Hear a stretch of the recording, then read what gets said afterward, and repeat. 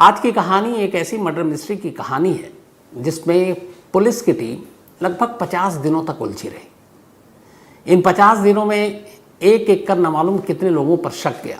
7 लोगों को तो हिरासत में भी लिया, एक ने खुदकुशी कर ली। इसके अलावा इस पूरी जांच का जो सबसे अहम पड़ाव है, जो सबसे इम्पोर्टेंट चीज़ है, वो ये है कि कैसे एक मर्डर की कहानी को राजनीति का रंग देने की कोशिश की गई।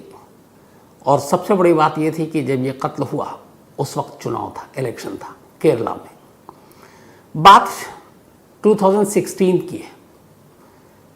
2016 में 16 मई को केरला विधानसभा का चुनाव होना था, स्टेट असेंबली का।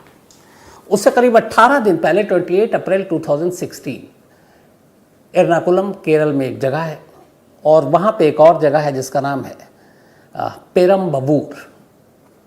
इसी पेरम्बवूर में एक 30 साल की लड़की रहा करती थी। उसका नाम था जिशा। बेहद गरीब परिवार की, लेकिन पढ़ाई लिखाई का शौक। बचपन से ही उसका एक सपना था कि वो बड़ी होकर वकील बनेगी और वकालत के ज़रिए गरीबों को इंसाफ दिलाएगी। ये सोच उसके अंदर इसलिए आई थी क्योंकि बचपन में ही उसके फादर ने उसे छोड़ दिया। अब वो और अपनी माँ दोनों अकेले रहते। इसी श्री पेरम्बवूर इलाके में एक नहर के किनारे इनका घर था। माँ छोटे मोटे काम करती, लेकिन अपनी बेटी को पढ़ाती उसका सपना पूरा करने के लिए। स्कूल से ही थ्रू आउट वो अच्छे नंबर ला रही थी। इसके बाद उसको एर्नाकुलम में लॉ कॉलेज में एडमिशन मिल गया और अब वो कानून की पढ़ाई कर रही थी। कुछ साल के बाद ही वो वकील बनने वाली थी। लेकिन तभी 28 अप्रैल 2016 की रात आती है। करीब 8:30 बजे का वक्त था। जिशा की माँ काम से अपने घर लौटती है। जब वो घर के अंदर दाखिल होती है तो उसकी चीखें निकल जाती हैं। अंदर का मंजर बेहद खौफनाक था। जिशा घर के फर्श पर पड़ी थी।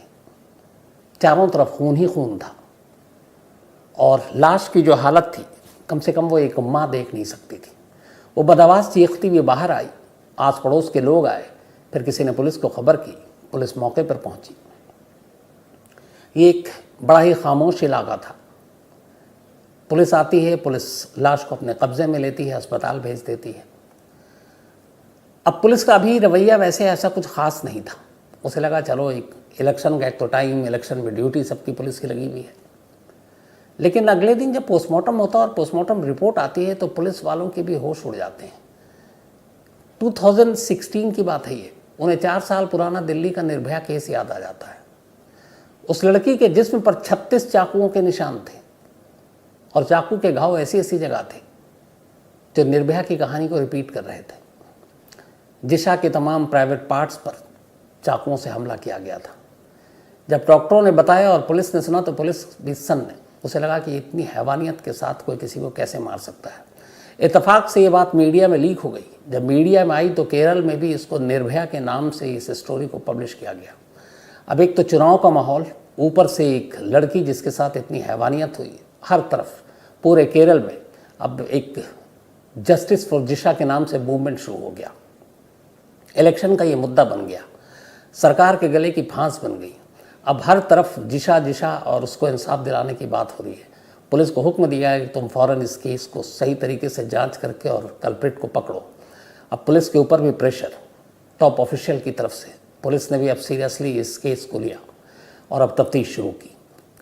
तफ्तीश के दौरान पुलिस की पहली कामयाबी ये मिली कि उसको एक आई विटनेस मिल गई, चश्मदीद। इस चश्मदीद का नाम था श्रीलेखा। श्रीलेखा जिशा के घर के पास ही रहती थी। उसने पुलिस को बताया कि उसने उस रात एक शख्स को देखा था जिशा के घर से जाते हुए। उस शख्स का चेहरा ठीक से पूरी तरह नहीं देखा, लेकिन पहचान लेगी। और उसने नीली कमीज पहने रखी थी, येलो शर्ट, चप्पल में था और वो नहर की तरफ गया। अब पुलिस को इतनी जानकारी मिली, पुलिस ने कहा कि चलो इस जानकारी के आधार पर ऐसे तमाम लोग जो पीली कमीज पहने हैं उनको ढूंढा जाए। इस दौरान में पुलिस को जो मौका वारदात से मिला वो जो तमाम चीज़ें थी, एक तो ये श्रीलेखा का बयान, क्योंकि ये विटनेस थी, एक शख्स को जाते हुए देखा जो हो सकता है कातिल हो। दूसरा, उसने ये बताया कि जो शख्स था उसने पूरा चेहरा ध्यान से नहीं देखा, लेकिन उसका चेहरा पहचान सकती है।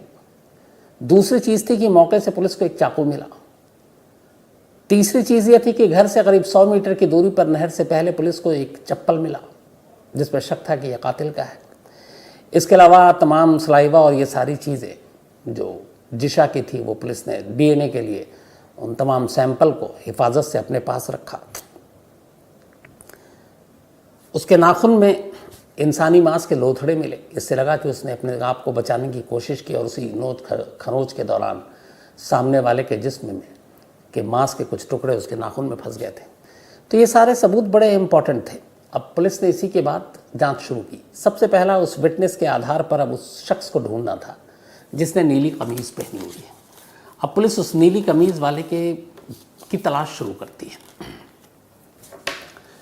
इत्तेफाक से एक शख्स जो उसी घर के करीब उस शाम को आम तोड़ रहा था, उसने पुलिस को बताया कि श्रीलेखा ने जिस शख्स को देखा था मैंने भी उसको देखा। नीली कमीज़ पहने हुआ था, चप्पल पहने हुआ था और इसी नहर की तरफ जा रहा था। और उसने कहा कि मैं उस शख्स को जानता हूँ, वो इसी इलाके का है। उसने पुलिस को उसका नाम बताया, उसका फ़ोन नंबर दिया। पुलिस को लगा कि ये केस तो ख़त्म, क्योंकि एक विटनेस ने देखा पीली कमीज़ पहने हुए, दूसरे ने कहा कि मैंने भी उसको उसी तरफ जाते देखा, उसने भी कहा कि उसने पीली कमीज़ पहनी है। अब पुलिस ने उसको फ़ोन मिलाया। जब फ़ोन मिलाया तो फ़ोन उठाया नहीं। पुलिस ने टावर से उसका लोकेशन चेक किया तो पता चला कि वो इस वक्त श्री पेरम्बूर में है ही नहीं, बल्कि वो यहाँ से कन्नूर चला गया मर्डर के नेक्स्ट डे। 28 अप्रैल को ये हुआ, 29 अप्रैल को वो कन्नूर। अब पुलिस का शक यकीन में बदल गया। एक नीली कमीज़ में देखा गया, 2 लोगों ने पहचान लिया, तीसरा कत्ल के बाद उसका यूं इलाके से गायब होना, दूसरे शहर जाना, सारे शक की सुई उसकी तरफ घूम गई। पुलिस को लगा केस ईजी, अब केस सॉल्व। पुलिस की एक टीम उसके मोबाइल के सर्विलांस के जरिए कन्नूर पहुंचती है, उस शख्स को पकड़ती है, वापस लेकर आती है। अब उससे पूछताछ शुरू हुई। जब उसको पुलिस लेकर आती है, उसके पास एक चाकू बरामद हुआ। अब पुलिस को लगा कि एक चाकू तो मौका वारदात से मिला, एक यहाँ से नहर के किनारे मिला था, तो इसका मतलब है यही शख्स है। पुलिस ने जब उससे पूछताछ शुरू की, तमाम कोशिश कर ली, वो कहने लगा कि मैं बेकसूर हूँ, मेरा इस कत्ल से कोई लेना देना नहीं। पुलिस ने पूछा कि ये तू चाकू क्यों लेकर घूम रहा है?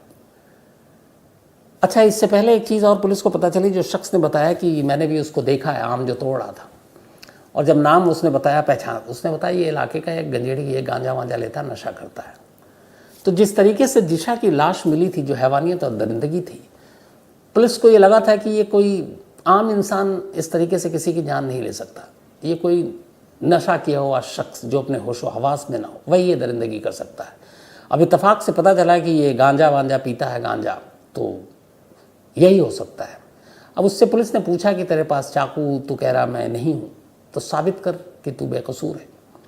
उसने कहा कि एक शख्स ने मुझे गांजा देने की बात की थी, मैंने उसको एडवांस में पैसे दिए, तो उसने मुझे धोखा दिया। उसी को ढूंढने के लिए मैं उस दिन ये चाकू लेकर घूम रहा था, और मेरा इस कत्ल से कोई लेना देना नहीं। और बोला कि मैं उस दिन असल में पेरम्बूर में था ही नहीं जिस दिन ये कत्ल हुआ, यानी 28 अप्रैल को। उन लोगों को धोखा हुआ है। अब पुलिस ने पूरी और तफ्तीश की तो पता चला कि उसके पास पीली कमीज़ तो है ही नहीं कोई। मतलब एक होता है कि उसने छुपा दिया, एक होता है कि अब उसकी इधर उधर के लोगों से, उसकी फैमिली से पूछा गया, उसने कहा इसने कभी येलो शर्ट नहीं पहनी है। अब पुलिस को लगा ये क्या, 5 दिन हो गए, कोई सुराग नहीं मिला, और आखिरकार पुलिस को लगा कि अब कोई मतलब नहीं है इसको रखने का। 5 दिन के बाद पुलिस ने उसको छोड़ दिया। अब जब उसको छोड़ा, अब पुलिस तफ्तीश कर रही है, तभी पोस्टमार्टम रिपोर्ट में एक ख़ास चीज़ आई। उसमें आया कि जिशा के शरीर पर, ख़ासतौर पर कंधे के पास, दांत के काटने के निशान हैं, और बड़ी बुरी तरह से दांत से काटा गया है। यानी वो जो निशान है वो कातिल के हैं। लेकिन एक्सपर्ट्स ने अपनी ओपिनियन दी कि ये जो दांत के काटने का निशान है, ये निशान ऐसे है जिसको देखकर बहुत आसानी से कहा जा सकता है कि जिस शख्स ने भी ये काटा है उसके दांत के बीच में गैप है, क्योंकि काटने के निशान के बीच बीच में फासला है। तो इसका मतलब है जिसने काटा, बहुत सारे लोगों के दांतों के बीच में गैप होता है। तो एक्सपर्ट्स का ये कहना था कि जो कातिल जिसके निशान है इस कंधे पर, उसके दांतों के बीच में गैप है, तो जो कातिल है उसके दांतों के बीच में भी गैप होगा। अब पुलिस को ये एक इम्पॉर्टेंट जानकारी मिली। इस दौरान में अब पुलिस अपनी तफ्तीश कर रही है। तभी जिस शख्स को जो पहला शख्स था, गंजेड़ी, गांजा पीता था, जब उसके खिलाफ कोई सबूत नहीं मिला उसे छोड़ दिया। उस शख्स की मां ने पुलिस से कहा कि आप कहाँ इधर उधर कातिल को ढूंढ रहे, मैं आपको बताती हूँ कातिल कौन है। उसने कहा कि वो यहाँ नहीं है, इस वक्त बेंगलुरु में है। और नेक्स्ट डे ही वारदात के वो जो कत्ल हुआ था तो वो बेंगलुरु चला गया था। और वो इस तरीके से लड़कियों के पीछे अक्सर रहा करता था।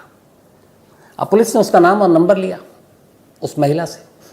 नंबर लिया तो पता चला कि हाँ ये बेंगलुरु में है, लेकिन नंबर लिया तो ये भी पता चला कि इससे एक दिन पहले ये श्री पेरम्बूर में था, यानी कि जहाँ पे कत्ल हुआ।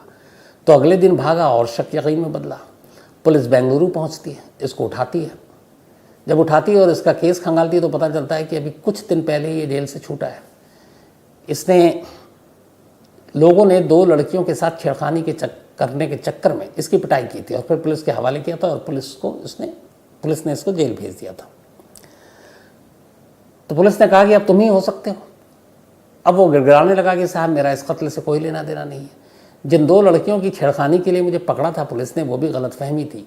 मैं असल में एक लड़की से प्यार करता हूँ और उसी लड़की के पीछे था। लोगों ने समझा मैं किसी और लड़की के पीछे हूँ, उस गलतफहमी उन्होंने पकड़ के पीट दिया। जबकि जिस लड़की के साथ मैं प्यार करता था, जिसका पीछा करता था, बाद में मैंने उससे शादी कर ली और आज हम दोनों पति पत्नी के तौर पर हैं और बेंगलुरु में असल में नौकरी ढूंढने के लिए आया था। पुलिस ने उसके सारे बयान की जब तस्दीक की तो पता चला कि वो सच बोल रहा है। कहीं से भी श्री पेरम्बूर में उसकी मौजूदगी का कोई सबूत नहीं था। पुलिस को लगा ये क्या है। 1-2 दिन तक उसकी भी अच्छी खासी खातिर करने के बाद कोई सबूत मिला नहीं। और सबसे बड़ी बात, अब पुलिस ने उसके डीएनए मैच किए, डीएनए भी मैच नहीं किया। अब उसे भी छोड़ना पड़ा। 3 लोग हिरासत में आए, तीनों छूट गए। इधर चुनाव की जो पोलिंग की तारीख है वो नज़दीक आती जा रही है। स्टेट मीडिया में खबर आ रही है, पॉलिटिकल पार्टी पे प्रेशर आ रहा है। केरल की इस निर्भया केस को हर तरफ प्रचारित किया जा रहा है और पुलिस ज़बरदस्त दबाव में है। 3 शक के घेरे में आए लोग बरी हो चुके हैं। अब इसके बाद अचानक पुलिस जो है नए सिरे से लोगों से पूछताछ करती है। इस बीच में कई टीम भी बदल जाती है कि भैया ढंग से काम करो, प्रेशर ज़्यादा है। इसके बाद जांच के दौरान पुलिस को पता चलता है कि एक और शख्स है जो इस लड़की के, जो इस लॉ स्टूडेंट है, इसके घर से 25 मीटर की दूरी पर उसका घर है और उस लड़के के घर वालों से इस लड़की की माँ और लड़की से झगड़ा भी हुआ है और लड़की की माँ ने उन लोगों के खिलाफ कई बार पुलिस में कंप्लेंट भी लिखाई है। अब पुलिस ने उनको ज़ीरो इन किया, लोकेशन और बाकी सारी चीज़ें बड़ी मैच कर रही थी। पुलिस उस घर में जाती है। घर में एक लड़का था, उससे पूछताछ करती है। इत्तेफाक से घर में जाने के साथ साथ पुलिस वाले अब चारों तरफ तलाशी भी ले रहे हैं उसके घर के। उसके घर के पास से एक सेम शराब की वही ब्रांड की बोतल मिलती है जो उस दिन लड़की के कत्ल के वक्त घर के पास से मिली थी। पुलिस को लगा वही बोतल, वही ब्रांड, यही कातिल है। अब पुलिस ने उससे पूछताछ की। जब पूछताछ की, अच्छा इस लड़के के भी दांतों में गैप। पुलिस को लगा ये भी अब काम हो गया। तो जब पूछताछ की तो फिर एक दूसरी कहानी आई। पता चला इस लड़के के बड़े भाई ने कुछ वक्त पहले सुसाइड कर लिया है और सुसाइड की वजह यही लॉ स्टूडेंट थी जिसका कत्ल हुआ है।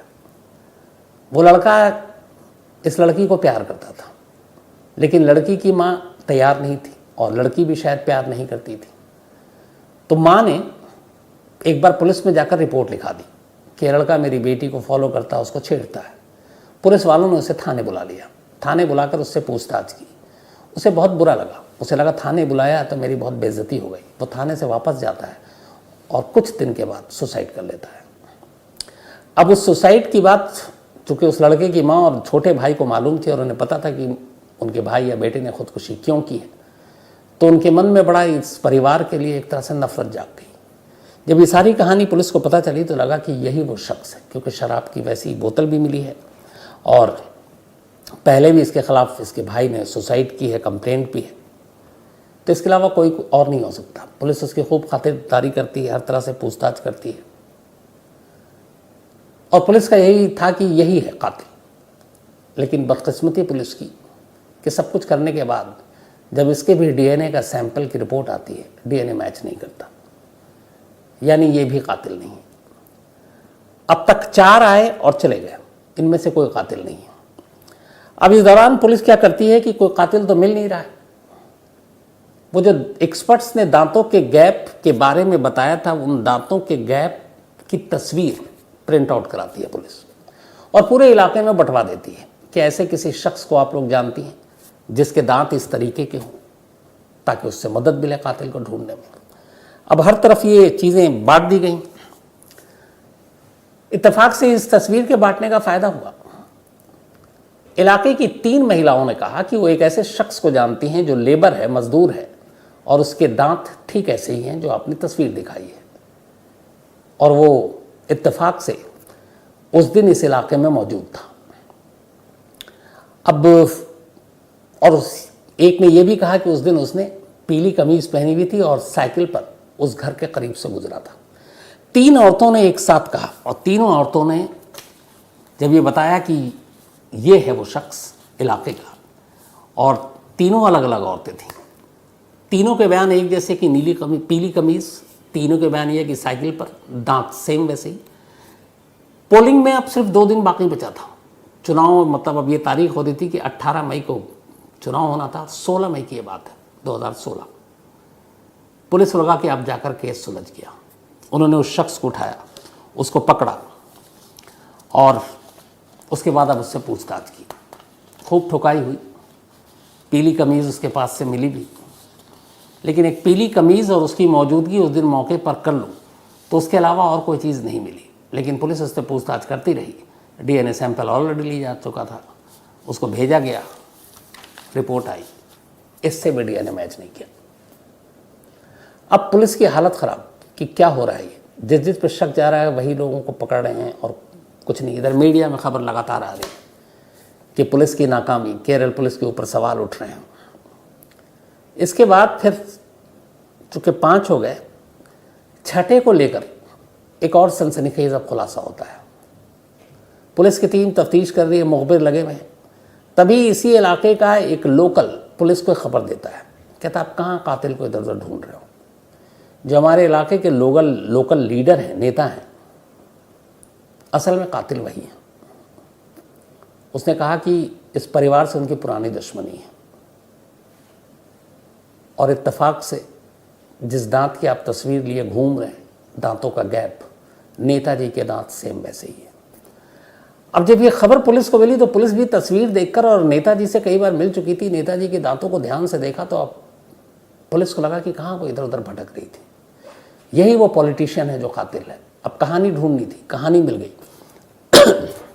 उस लोकल रेजिडेंट ने बताया कि ये जो लड़की थी लॉ स्टूडेंट की, जिशा, इसकी माँ एक ज़माने में इस पॉलिटिशियन के घर पे काम करती थी।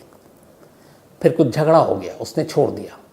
3 दिन पहले कत्ल से, यानी 28 अप्रैल से 3 दिन पहले 25 अप्रैल को इस लोकल लीडर का बेटा जो बाहर विदेश में स्टडी कर रहा है, वो छुट्टी पर घर आया था। और घर आने के बाद तीसरे ही दिन ये कत्ल होता है, क्योंकि इनकी पुरानी दुश्मनी थी। और इसीलिए इस कत्ल में कोई और नहीं और रेप में कोई और नहीं, बल्कि लीडर, ये जो नेता है, यही शामिल है। अब सारी कहानी पुलिस को मिली, लेकिन नेता का मामला, पुलिस पर हाथ धरना।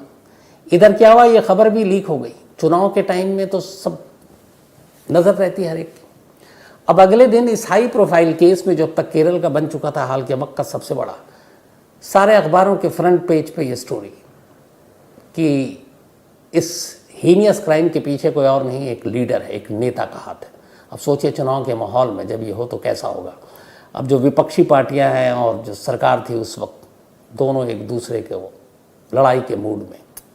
इधर पुलिस पर प्रेशर, पुलिस ने फूंक फूंक कर कदम रखा, तफ्तीश की, तो पता चला कि 2 कहानियां तो सही है। एक कि लीडर का बेटा 3 दिन पहले विदेश से पढ़कर आया। दूसरा, उन लोकल लीडर के दांत की बनावट सेम वैसे ही है जैसे एक्सपर्ट्स ने बताई है, दांतों में गैप है। लेकिन इसके अलावा मौका वारदात पर मौजूदगी और बाकी चीज़ें नहीं मिल रही हैं। पुलिस अभी ये तफ्तीश ही कर रही थी कि फिर पुलिस ने कहा कि चलो अब लड़की की माँ से बयान लेते हैं, क्योंकि वो सबसे बेस्ट बताएंगी। अभी तक उन्होंने शक नहीं जताया था उस लोकल लीडर पर। अब पुलिस जो है वो जिशा की माँ का बयान लेती है और पूछती है कि क्या आपकी बेटी के कत्ल में लोकल लीडर का हाथ है। जिशा की माँ उल्टा ही कहानी सुनाती हैं। वो कहती हैं कि उनसे हमारी कभी लड़ाई नहीं हुई, बल्कि उन्होंने वक्त वक्त पर मदद की, और हमारी असल में जो लड़ाई हुई उस शख्स से हुई जिस शख्स ने उस नेता का नाम लिया, उस लोकल बंदा। अब ये पुलिस को समझ में नहीं आया, पुलिस ने उस लोकल को फिर उठाया, इस बार तमीज़ से पूछताछ की तो पता चला कि उस लोकल लीडर से उस बंदे की दुश्मनी थी। उसने कहा मौका गर्म है, माहौल ठीक ठाक है, इलेक्शन का भी टाइम है, नेताजी को फंसा दो। उसने एक नई कहानी गढ़ी और उसने बता दिया कि ये नेताजी ही हैं, क्योंकि सिर्फ उसे लगा कि दांत तो मिल रहा है नेताजी से। तो उसने पुलिस के सामने ये बयान दे दिया। पुलिस नेताजी के ऊपर शक करने लगी मीडिया में, लेकिन तब तक खबर आ गई। अब ये हुआ कि भैया ये जानबूझ के नेता को फंसाने की साजिश थी, लेकिन आपके पास डीएनए भी था, नेताजी भी बरी, मैच नहीं। अब पुलिस को लगे कि क्या करें, तभी एक नई इन्फॉर्मेशन आई। अब इन्फॉर्मेशन ये थी कि एक बस ड्राइवर है जो इस जिशा यानी इस लड़की के घर से करीब 25 मीटर की दूरी पर रहता है, और उस बस ड्राइवर की बड़ी गंदी आदत है वो ये कि वो ख़ासतौर पर लड़कियों और महिलाओं के घर के आगे या तो पेशाब करता है या थूकता है, और इस वजह से कई बार लोगों से उसका झगड़ा हुआ है, और वो ये हरकत कर सकता है। इत्तेफाक से ये भी पता चला कि उस बस ड्राइवर के पास भी पीली कमीज़ है, येलो शर्ट। अब पुलिस उस बस ड्राइवर के बारे में पता करती है, उसका मैसेज दिया जाता है कि बस ड्राइवर वाले थाने आओ, तुमसे पूछताछ होनी है। इत्तेफाक से जब उसको ये मैसेज मिला तो वो रूटीन अपना बस चला रहा था, उसके जानकार के थ्रू ये मैसेज मिलना था, वो बस पे चढ़ा, बस चल रही है। उसने मैसेज दिया कि तुझे पुलिस ने बुलाया पूछताछ के लिए इस जिशा मर्डर केस में। कहते हैं कि उसने बस पे ब्रेक मारी, बस रोकी भी इस सड़क पर, और बस से उतर के भाग गया। और जब वो भागा तो पुलिस का शक फिर यकीन में बदल गया कि ये भागा है, यही है कातिल। अब पुलिस ने जो है पकड़ा उसको किसी तरीके से, बस ड्राइवर को भी लाया गया। वो हाथ जोड़ने लगा, मैं कातिल नहीं, लेकिन पुलिस के पास पुख्ता साइंटिफिक एविडेंस था कि सैंपल है भी डीएनए का। अब उस बस ड्राइवर का भी सैंपल लिया गया, रिपोर्ट आई निगेटिव, उसका भी डीएनए मैच नहीं किया। अब 6 लोग निकल गए। पुलिस इधर दिन पे दिन वक्त बीतता जा रहा है। अब एक रोज अचानक अफवाह उड़ गया कि एक पुलिस वाला है, और उस पुलिस वाले पे ही पुलिस वाले को शक है कि इसने कत्ल किया है। और अफवाह यूं उड़ी कि जिस जगह पे सारे आरोपियों से पूछताछ होती थी वहाँ पे एक पुलिस वाले का चेहरा ढककर लाया गया ताकि उससे पूछताछ हो और पुलिस बदनाम ना हो।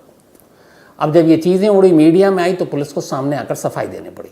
फिर पुलिस ने बताया कि ऐसा नहीं है, पुलिस वाला नहीं, एक 7वां था सस्पेक्टेड, 7वां शख्स जिस पर शक था, और वो 7वां शख्स एक म्यूज़िक टीचर था जो जिशा यानी लॉ स्टूडेंट जिसका कत्ल हुआ उसको कभी उसने म्यूज़िक सिखाया था। और जब जिशा के कॉल डिटेल को खंगाला गया तो उसमें से एक नंबर उसका भी मिला था जो कत्ल से पहले किया गया था, और इसीलिए पुलिस ने उस म्यूज़िक टीचर को बुलाया। लेकिन म्यूज़िक टीचर ने कहा कि मेरी इज्जत है, बच्चों को पढ़ाने जाता हूँ, आप चाहे जो भी टेस्ट सैंपल डीएनए सब करा लो, बट मेरा चेहरा आम मत करो। और इसीलिए वो अपना चेहरा ढक कर आया था, जिसको लोगों ने पुलिस वाले का चेहरा बना दिया। खैर उसका भी डीएनए मैच नहीं किया। 7 लोग चले गए, 20 ऐसे थे जिन पर मामूली शक था, उनको भी पुलिस ने उठाया, सब छूट गए। करीब इस पूरी तफ्तीश के दौरान जितने सबूत, जितने दांत वाले, जिनके भी दांत थोड़े बहुत भी मिलते, उनको उठा के ले जाया जाता, लेकिन वो सब के सब बेकसूर निकलते गए।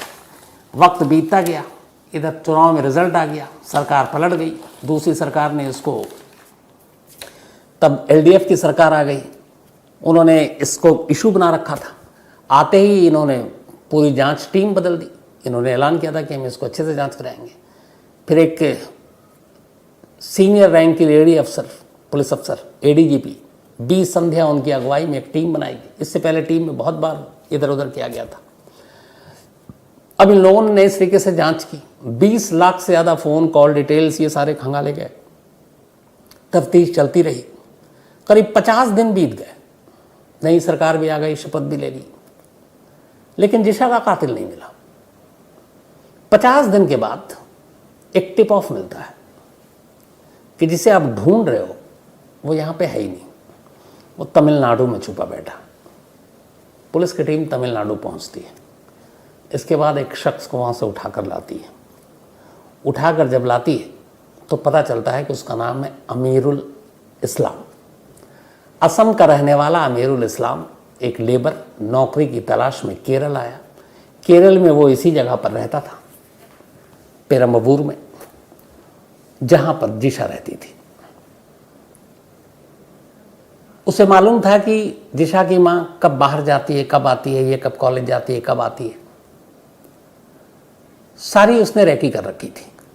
उसे सिर्फ एक मौके की तलाश थी कि कब जिशा अकेली हो और वो उसे नोचे खसूटे। 28 अप्रैल को उसे ये मौका मिल गया। उसने देखा कि शाम को जिशा अकेली है घर पर। उसने शराब पी, शराब की फिर बाकी बोतल अपने साथ रखी, एक चाकू रखा, घर पहुंचा और उसने उस जिशा के साथ ज़बरदस्ती करने की कोशिश की। जिशा ने विरोध किया। उसने उसी के पहले चुनरी से उसका गला घोंटने की कोशिश की। वो विरोध करती रही। जब उसने उसको रेप करने से रोका तो अमीरुल इस्लाम को गुस्सा आया। उसने चाकू निकाला, अंधाधुन अब उसको चाकू से मारने लगा। शरीर पर 36 वार किए, उसके तमाम प्राइवेट पार्ट्स पर वार किए। बाकायदा कोर्ट के पेपर में लिखा हुआ है और एफआईआर की कॉपी और इसके अखबारिया बयान में लिखा हुआ है। गला तक रेत डाला। आखिरी वक्त में जिशा पानी के लिए गिड़गिड़ा रही थी कि 2 घूंट पानी दे दो। कहते हैं पानी की जगह पर जो ये शराब की बोतल लेकर आया था जिसमें से बाकी शराब बची हुई थी, उसने पानी की जगह पर शराब की बोतल जिशा के मुंह से लगा दी। इसके कुछ सेकंड के बाद ही जिशा दम तोड़ चुकी थी। तो आखिरी वक्त में पानी मांगा, उसने शराब की बोतल मुंह में लगाई और उसके बाद ये वो वहाँ से निकला जब उसे लगा कि अब वो मर गई है। फिर ये उसी कैनाल के किनारे पहुँचा, नहर के। वहाँ पर इसने अपने चप्पल छोड़ दिए, उससे पार करके फिर दूसरी तरफ गया। इसने अपनी पीली कमीज़ पहन रखी थी। फिर वो वहाँ से धीरे धीरे स्टेशन की तरफ जाता है, अपने खून से सने हुए कपड़ों को ठिकाने लगाता है, ट्रेन में बैठता है। ट्रेन में बैठकर वहाँ से सीधे असम पहुँच जाता है। असम जाने के बाद ये वहीं रहता है। करीब महीना बीत जाता है। महीना बीतने के बाद जब इसे लगता है कि अब कुछ नहीं है तो फिर ये वापस आता है और तमिलनाडु पहुँचता है। अब ये तमिलनाडु में नौकरी ढूंढ रहा था, लेकिन इत्तेफाक से एक और लेबर जो उसी इलाके में काम करता था, उसके अचानक इसके गायब होने पर शक हुआ। उसे ये भी मालूम था कि कातिल ने पीली कमीज़ पहनी हुई है और उसे ये भी पता था कि अमीरुल इस्लाम के दांत में भी गैप है। उसी ने पुलिस को ये बात बताई कि एक शख्स है जो गायब है। और उसके बाद जब पुलिस ने ये सारी इन्वेस्टिगेशन की तो उस वक्त तमिलनाडु में था, पकड़ कर लाए और सबसे बड़ा सबूत फिर सामने था और वो था डीएनए। डीएनए का सैंपल पहली बार 50 दिन के बाद जिशा के सलाइवा और बाकी चीज़ों से अमीरुल इस्लाम से मैच कर गया। अब पहली बार पुलिस को सही कातिल मिला था। इसके बाद उसे कोर्ट में पेश किया गया। वहाँ के लोअर कोर्ट में ये मुकदमा चला। बेहद कम वक्त में 2017 में निचली अदालत ने अपना फैसला सुनाया। अमीरुल इस्लाम को सज़ाए मौत दी। इसके बाद वो हाई कोर्ट पहुँचा। हाई कोर्ट ने इस मामले की सुनवाई अभी की बात है। हाई कोर्ट ने कहा कि निचली अदालत के मौत के फैसले पर हम अभी दोबारा विचार करेंगे। उसकी दिमागी हालत, उसकी माली हालत, बाकी चीज़ें, वो अलग अलग कानूनी चीज़ें हैं, तो वो अभी फैसला नहीं आया।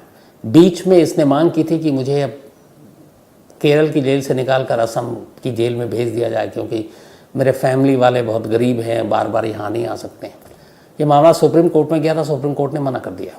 उसने कहा अगर एक सज़ाए मौत का जो पाया हुआ कैदी है उसके लिए जेल नहीं बदला जा सकता। तो फिलहाल अमीरुल इस्लाम की ज़िंदगी और मौत का फ़ैसला अभी केरल हाई कोर्ट में है। इसके बाद सुप्रीम कोर्ट जाएगा और फिर उसके बाद आखिरी फ़ैसला आएगा। तो अभी लगता है कि थोड़ा इंतज़ार करना पड़ेगा। तो केरल के इतिहास का ये वो केस है जिसकी इन्वेस्टिगेशन को आप कैसे लेंगे ये आप ही जज कीजिए। तो कहानी में इतना ही। कहानी ख़त्म करूँ उससे पहले वही अपना सिलसिला। आज प्रदीप सिंह, इनका बर्थडे है, तो हैप्पी बर्थडे प्रदीप साहब। साथ ही हरनूर कौर, इनका भी आज जन्मदिन है, हैप्पी बर्थडे हरनूर। और हरबंस सिंह जी ने भेजा है। दीप्ति त्यागी, इनका भी जन्मदिन है, बल्कि कल है। एडवांस में हैप्पी बर्थडे दीप्ति जी। और ये पुनीत त्यागी की पत्नी है, मिलान इटली से। Thank you so much. और पुनीत जी ने कहानी की भी फरमाइश की है। गौरव परिहार, इनका भी बर्थडे है, तो हैप्पी बर्थडे गौरव। आयुष ने भेजा है। तनवीर अहमद, इनका भी बर्थडे है, तो हैप्पी बर्थडे तनवीर। और ये SK अहमद अली के बेटे हैं। किरण, इनका कल बर्थडे था, तो belated happy birthday Kiran ji. Ashish Sharma ने भेजा है कनाडा से। साथ ही दीक्षा, इनका भी बर्थडे है, बल्कि कल था, तो बिलेटेड हैप्पी बर्थडे दीक्षा। और ये अमन पवार जी ने भेजा, उनकी पत्नी है। कुमार सिंह, इनका भी कल बर्थडे था, तो हैप्पी बर्थडे राजकुमार जी। शानू कुमार सिंह दिल्ली से, इनका भी बर्थडे है आज, तो हैप्पी बर्थडे शानू। साथ ही विक्रम राजपूत, इनका भी बर्थडे कल था, तो belated happy birthday Vikram ji. और किशोर पुरोहित ने भेजा है। साथ ही विक्रम देव Kulesh, thank you so much. और आपका सुझाव जो है वो भी अच्छा है। सैमसन देव वर्मा एक कहानी की फरमाइश की है। मोहम्मद नाहिद कनाडा से एक कहानी की फरमाइश की है। पिंकी पांडे और साथ ही सनी लाल, इन दोनों ने ये पूछा है स्कूप एक सीरीज आई एक, तो उसके बारे में क्या राय है। तो मैंने हालांकि जेडे की कहानी तो सुना रखी है, लेकिन अभी तक स्कूप देखी नहीं। देखने के बाद ज़रूर आपको बताऊंगा। राजेंद्र सिंह न्यूजीलैंड से, थैंक यू सो मच आपका। किशोर पुरोहित, थैंक यू आपका भी। रमेश चौहान, थैंक यू आपका भी। इसके अलावा मकवाना नितिन, थैंक यू आपका भी। तेजस सोनी एक कहानी की फरमाइश की है। आशीष कलालिया, थैंक यू आपका। डॉक्टर स्वाति शर्मा एक कहानी की फरमाइश की है। नवीन शर्मा, इन्होंने भी एक कहानी की फरमाइश की है। संदीप पटनायक, इन्होंने भी, बल्कि थैंक यू आपका। Poonam Jain ji, thank you so much. शक्ति एंडोले, और इन्होंने कहा कई स्टोरी आपने सुनाई है जो कंप्लीट नहीं है, उसको कंप्लीट कीजिए। तो मैं बिल्कुल लिस्ट में देखूंगा, फिर ज़रूर शक्ति साफ करता हूँ। डॉक्टर हिमांशु वैश्य, इसके अलावा Anil Shukla ji, thank you so much. Romit Chaudhary, बल्कि Ronit Chaudhary, thank you so much आपका भी। तो कहानी में आज इतना ही। अब आपसे मुलाकात होगी कल रात 9 बजे किसी नई कहानी के साथ। तब तक अपना ख्याल रखिएगा।